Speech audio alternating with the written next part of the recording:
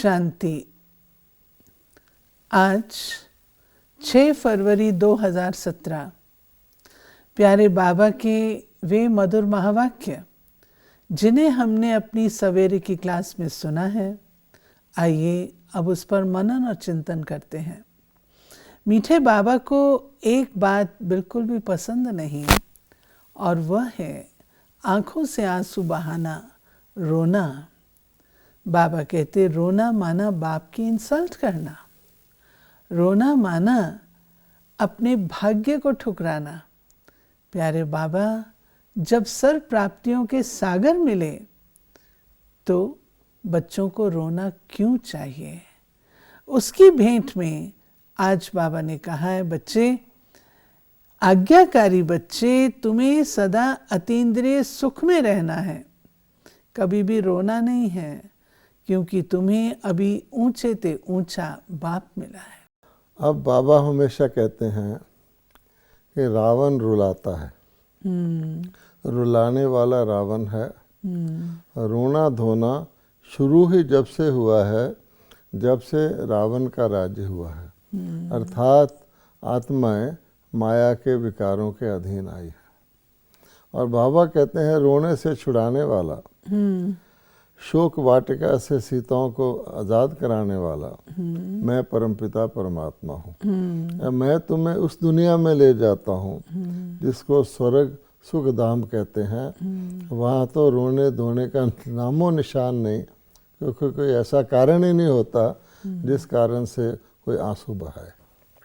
तो बाबा कह रहे हैं आज्ञाकारी बच्चों को एक प्रकार से बाबा आज्ञा कर रहे हैं। मुरली में बाबा ने क्या कहा है? मीठे आज्ञाकारी बच्चे कि ये मेरी आज्ञा है। तो आज्ञा को तो हमें पालन करना है ना, कि तुम्हें कभी भी रोना नहीं है। अर्थात रोता कौन है? जो बॉडी कॉन्शियस में हो, जिसको किसी के खोने का, किसी चीज़ के अभाव का अनुभव होता हो। बाबा कहते हैं तुम आत्माओं को, तुम्हें सर्व संबंधों का, क्योंकि व्यक्तियों और वस्तुओं के कारण ही व्यक्ति अप्राप्ति के कारण ही रोता है, दुखी होता है। मैं तुमको सर्व संबंधों का, व्यक्तियों का बाबा बात कर रहा है, अनुभव कराता हूँ। हैं हम कहते आए हैं तुम्हें माताश्च पिता तुम्हें सर्वम मम देव देव। और बाबा कहते हैं जहाँ तक वस्तुओं का सवाल है, तो मैं तो तुमको अति इंद्रिय सुख, यानी इंद्रियों के द्वारा होने वाली किसी भी अनुभूति से परे ले जा कर के तुमको आत्मिक रूप में, आनंद स्वरूप में स्थित करता हूँ। और कोई भी वस्तु, बाबा कहते हैं अप्राप्त कोई वस्तु नहीं। दुनिया वाले कहते हैं देवताओं के खजाने में जो हम बनने वाले हैं, लेकिन बाबा कहते हैं अप्राप्त कोई वस्तु नहीं, ब्राह्मणों के खजाने में। फिर बाबा ने हमें ये भी कहा हुआ है कि बच्चे ये अनुभूति करते हैं, पा लिया था जो कि पाना, काम क्या बाकी रहा। तो विस्मृति अगर हो जाए इन चीज़ों से तो व्यक्ति रोता है। बाबा कहते हैं कोई किसी धनाढ़ व्यक्ति का, सर्व संपन्न व्यक्ति का बच्चा रोए तो बहुत खराब गिना जाता है, पिता की इंसल्ट होती है। इसके घर में भी लोग रोते धोते हैं। इसलिए बाबा कहता है आज तो अकाल मृत्यु, रोग शोक के कारण रावण रुलाता ही रहता है, लेकिन जब तुम मेरे बच्चे बन जाते हो, तुम्हारे पास रोने का तो नाम निशान नहीं होना चाहिए। जिन रोया तिन खोया, बाबा ये कहते हैं। क्योंकि विधवा रोती है, दुर्भाग्यशाली रोते हैं। मैं तुमको पद्मा पदम सौभाग्यशाली बनाता हूँ, सदा सुहागवती बनाता हूँ। क्योंकि आत्मा और परमात्मा की जब सगाई होती है तो परमानेंट है। हर लिहाज से अगर आप देखेंगे जो बाबा ने हमें ज्ञान दिया है, जिस पोजीशन में रखा है, बाबा कहते हैं मैं तुम्हारी हर मनोकामना पूर्ण करता हूँ बिना बोले ही। देवता जो होता है उसकी बिना बोले ही प्राप्ति होती है, सर्व सिद्धि स्वरूप बनाता हूँ। अगर तुम में से भी कोई रोएगा तो किसका नाम बदनाम होगा? कि परमात्मा का बच्चा ब्रह्मा कुमार और कुमारी कहलाने वाला है और आंसू बहाने वाला है। तो कोई व्यक्ति कहेगा फिर इसमें और हमें फ़र्क ही क्या हुआ? इसलिए बाबा कहता है डिससर्विस हो जाएगी। बाबा ने फिर ये बात कही कि अतीन्द्रिय सुख जो गाया हुआ है, कहावत है अतीन्द्रिय सुख पूछना हो तो गोपी वल्लभ के गोप गोपिकाओं से पूछो। तो बाबा कहते हैं कि देवताओं के लिए ये नहीं कहा जाए, ये गोप गोपियों के लिए कहा गया। उसका कारण क्या है कि तुम अभी ईश्वर की संतान बने हो, मनुष्य को देवता बनाने वाले हो। वहां देवता तुम उतरना शुरू करेंगे, डिग्री कम होती जाएगी, इसलिए उनके लिए अतीन्द्रिय सुख का गायन नहीं है। इसमें 2-3 बातें हैं। हाँ जी। गोपी वल्लभ कौन है? वल्लभ कहते हैं पिता को। लोग कहते हैं गोपी वल्लभ राधे श्याम, यानी श्री कृष्ण को गोपियों का पिता कहते हैं। ये बात तो बैठती नहीं। और गोप गोपियां हुए कब? देवताओं की दुनिया में तो देवी देवता थे, तो गोप गोपियां, गोप कहते हैं गोपनीय, गुप्त, और जिनका जो मालिक है वो गोपाल है, ये गौओं को पालन करने वाला है। तो श्री कृष्ण जी भी इस प्रकार से तो कोई गडेरिया नहीं थे जो गौ हर्ड को चलाते थे। ये आत्मा रूपी गोपियाँ, गौएं जिसको कहा जाता है, परमात्मा की शिव शक्तियाँ, उनको बाबा रेफर कर रहा है। तो बाबा कहते हैं अति इंद्रिय सुख अर्थात खुशी, वो देवताओं को नहीं बल्कि वास्तव में गोप गोपियों का अर्थात संगम युगी ब्राह्मणों का गायन है। क्योंकि खुशी जो होती है वो चढ़ती कला वाले को होती है, जिसकी प्राप्ति बढ़ती जाती है उसको खुशी होगी। एक बिल्कुल गरीब व्यक्ति है, उसको 100 रुपया भी मिल जाएगा, उसको बहुत खुशी होगी। अगर किसी के पास करोड़पति भी है पर उसका करोड़ बढ़ता नहीं है तो थोड़ी देर के बाद उसको करोड़ साधारण लगेगा। तब बाबा कहते हैं खुशी अर्थात अति इंद्रिय सुख, वो सुख जो इंद्रियों के द्वारा और वस्तुओं और व्यक्तियों के द्वारा प्राप्त नहीं होता। कुछ भी ना हो, अगर आपको फिर भी खुशी हो, उसको कहा जाता है आत्मिक सुख, अति इंद्रिय सुख, स्पिरिचुअल ब्लिस। वो बाबा कहते हैं कि तुम ब्राह्मणों को होती है, ना कि देवताओं को। देवता सुखी होते हैं, लेकिन सुख और खुशी में फ़र्क है, क्योंकि सुख इंद्रियों के द्वारा प्राप्त किया जाता है और देवता इसलिए सुखी होते हैं कि उनको आगे का ज्ञान नहीं होता कि हम आगे गिरती कला में जाने वाले हैं। सर्वगुण संपन्न 16 कला से हम नीचे 14-15 इस तरह से नीचे जाने वाले हैं, लेकिन जो संगम युग है इसमें हम ऊपर जाने वाले हैं। अतीन्द्रिय सुख संगम युग का वर्षा है, और वर्षे 21 जन्म के लिए हमको ये मिलेगा, वो बात की बात। लेकिन अगर संगम पर अतीन्द्रिय सुख का अनुभव नहीं किया, अतीन्द्रिय सुख के झूले में नहीं रहे, तो संगम के ब्राह्मण बन के किया। अब इसको आप जो बाबा का मुरली का टाइटल है उससे कंपेयर करें, कहाँ तो अति इंद्रिय सुख की प्राप्ति, कहाँ रोना। इसलिए बाबा दोनों एक्सट्रीम हो गए ना। तो बाबा कहते हैं अति इंद्रिय सुख वो चीज़ है जो इंद्रियों के सुख को भुला देता है, यानी ऐसा श्रेष्ठ सुख है जो इंद्रियों के सुख को नीचा गिनता है। इसलिए कहा जाता है कि देवताएं से भी ब्राह्मण उत्तम है। पहले ब्राह्मणों को नमन किया जाएगा, फिर देवताओं को किया जाएगा। ब्राह्मण देवी देवता, ब्राह्मण देवी देवाय नमः। तो इसका ब्राह्मण को पहले क्यों कहते हैं? क्योंकि अतिरिय इंद्रिय सुख है। हमें ईश्वर के द्वारा, परमात्मा के द्वारा सुख मिल रहा है, आत्मिक सुख मिल रहा है। देवताओं को परमात्मा के द्वारा नहीं मिलता, उनको फिर भी शरीर के द्वारा मिलता है। फिर आज की मुरली का जो आरंभ हुआ है वो ओम शांति शब्द हमेशा ही बाबा कहते हैं, और गीत जो आज बजा वो है मुझको सहारा देने वाले ये दिल कहे तेरा शुक्रिया। और इसमें बाबा ने प्रश्न पूछा, ये किसने कहा? शिव बाबा ने कहा या ब्रह्मा बाबा ने कहा? इसका आंसर फिर बाबा ने दिया कि दोनों ने ही कहा। ओम शांति शिव बाबा भी कहते हैं और ब्रह्मा बाप भी कहते हैं। फिर बाबा ने कहा कि देखो, शिव जयंती मनाते हैं, शिव बाबा का बर्थ प्लेस भारत है, और जो पास्ट हो गया, शिव जयंती मनाना अर्थात जो पास्ट हो गया उसकी ही यादगार में शिव जयंती अथवा शिवरात्रि मनाई जा रही है। परंतु शिव कब आए थे उन्होंने आकर क्या किया, ये बातें कोई भी नहीं जानते। उनकी रात्रि क्यों मनाई जाती है, ये बातें नहीं जानते।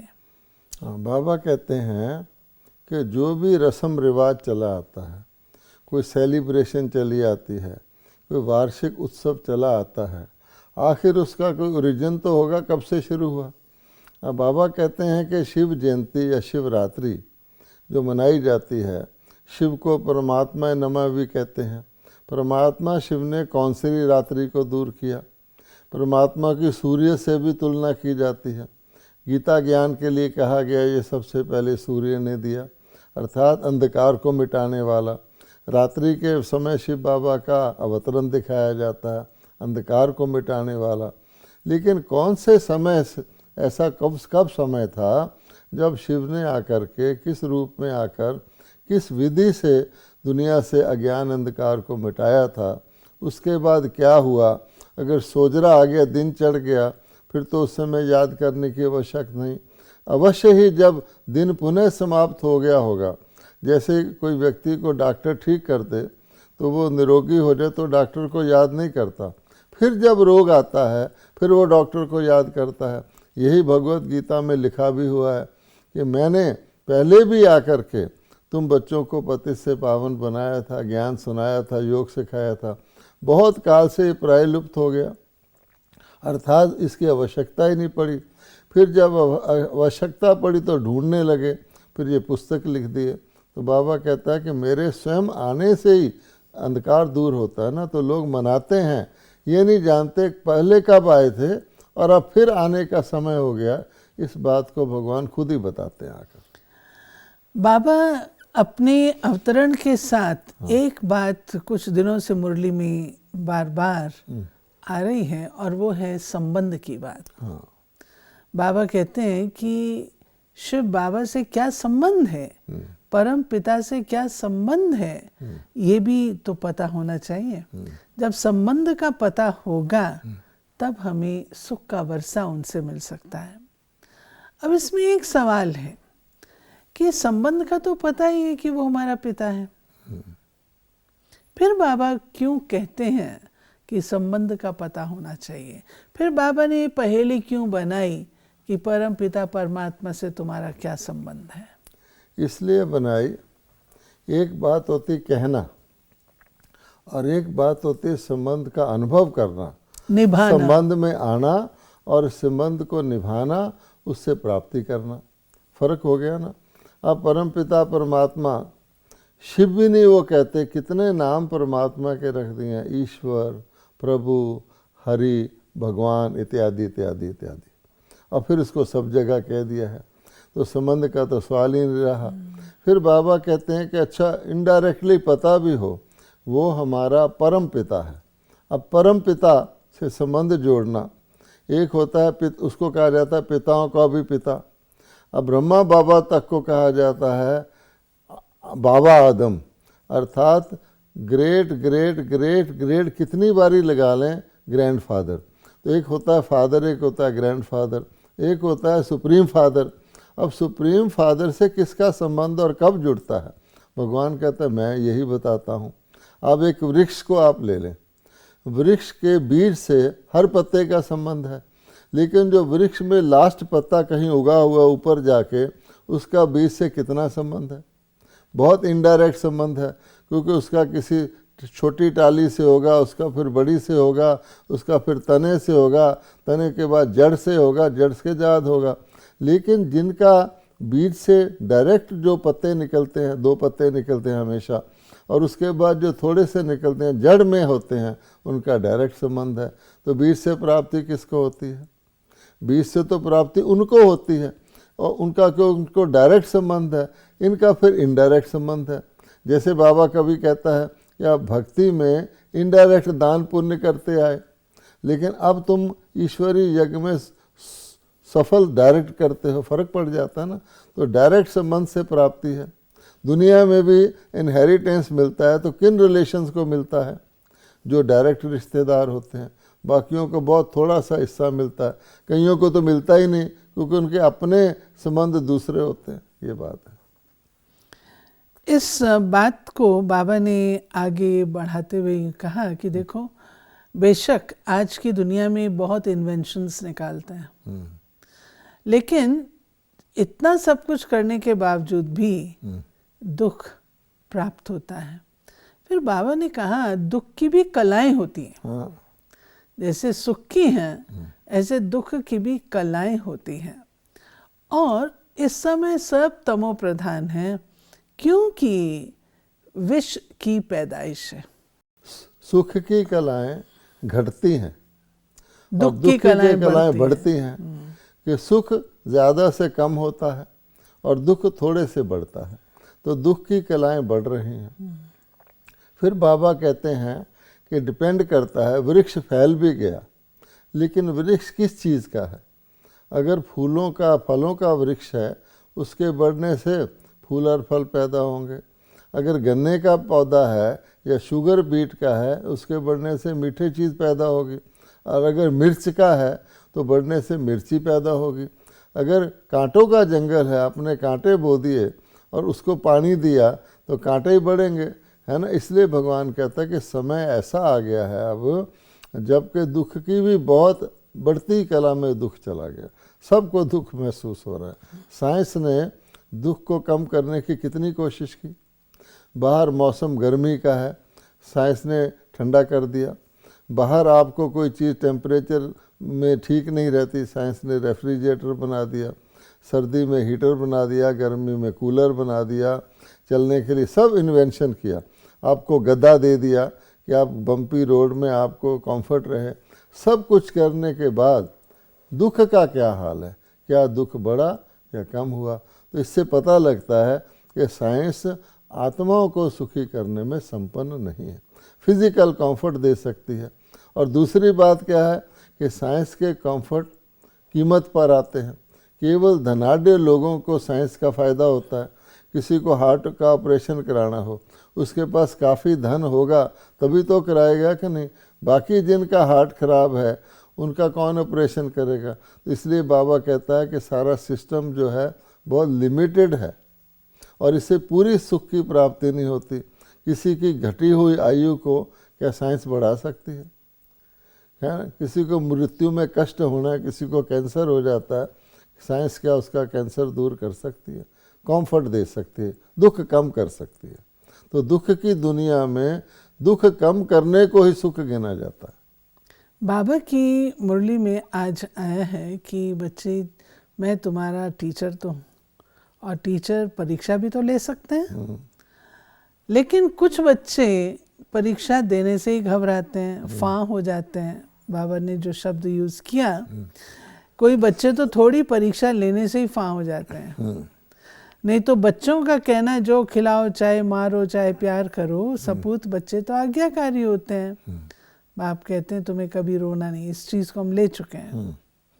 लेकिन परीक्षा में हम कदापि फेल ना हों और उसको अच्छी तरह से हम फेस कर सकें, उसके लिए बाबा ने एक बात जो कही, अतीन्द्रिय सुख में रहने की, खुशी में रहने की, उसको हमें पक्का करना है। देखिए, कोई भी स्टडी हो उसमें परीक्षा तो ज़रूरी है।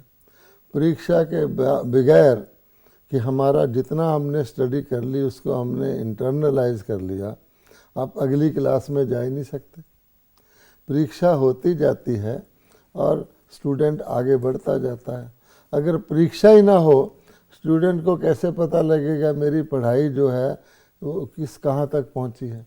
इसी प्रकार से भगवान कहता है कि आपकी भी परीक्षा होगी, और आपकी परीक्षा जब आती किस रूप में आती है कि बाबा की श्रीमत पर चलना, टीचर के कहना मानना, बाबा के आज्ञाकारी होना, फरमाबरदार होना, वफादार होना, ऑनेस्ट होना, ये सब चीज़ें हैं। यही चीज़ें में कोई आत्मा फेल हो जाए तो ज्ञान क्या धारण किया, आज्ञा ही नहीं मानी भगवान की। इसलिए मान लो बाबा कहते हैं अमृत वेला सर्वश्रेष्ठ समय है सुबह ज्ञान योग करने का। एक मुरली भी हमने सुनी थी, पढ़ी थी, मंथन भी किया था कि अमृत वेले धूप वास देने से, अर्थात ज्ञान और योग लगाने से विकारों के भूत भाग जाएंगे सारे दिन के लिए। अब कोई आत्मा कहती है कि नहीं, अमृत वेले से क्या फ़र्क पड़ता है, वही मुरली मैं शाम को पढ़ लूँगा, सुन लूँगा, तो आज्ञा का पालन नहीं किया ना, उसका फिर नुकसान होता है। तब बाबा कहते हैं कि परीक्षा मैंने कि अगर हम कोई परीक्षा ली नहीं जाती, ऑटोमेटिक आ जाती है। अगर हम श्रीमत का कहीं भी उल्लंघन करते हैं या संस्कारों का टकराव या ईर्ष्या, वैर, विरोध भाव, कई चीज़ें उसमें आ जाती हैं। बाबा की आज की मुरली में बाबा ने अवस्था चेक की है। बाबा कहते मैं देखता हूँ बच्चों की अवस्था कैसी है।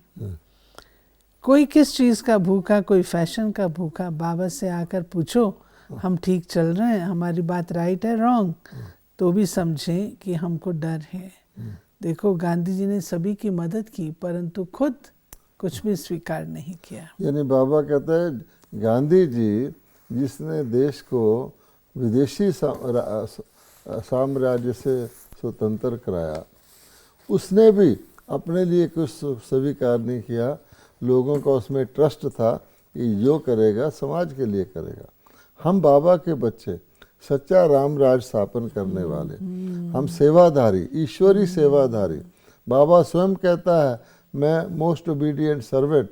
हम बच्चे अगर कोई नाज नखरा करें या नवाबी दिखाएं या हमें कोई फैशन का शौक़ हो या हमें किसी वस्तु का शौक़ हो, तो जो लेने वाला है वो देने वाला तो नहीं बन सकता ना।